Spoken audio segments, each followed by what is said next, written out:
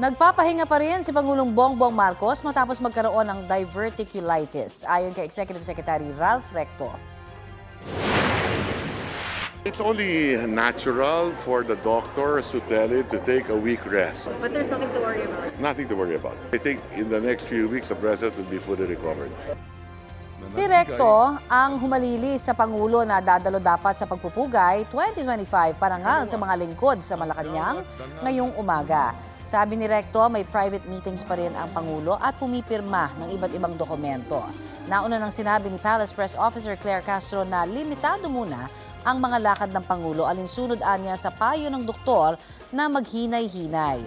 Ayon sa website ng Mayo Clinic na isang non-profit academic medical center sa Amerika, ang diverticulitis ay ang pamamaga ng bahagi ng large intestine na nagdudulot ng matinding pananakit ng tiyan.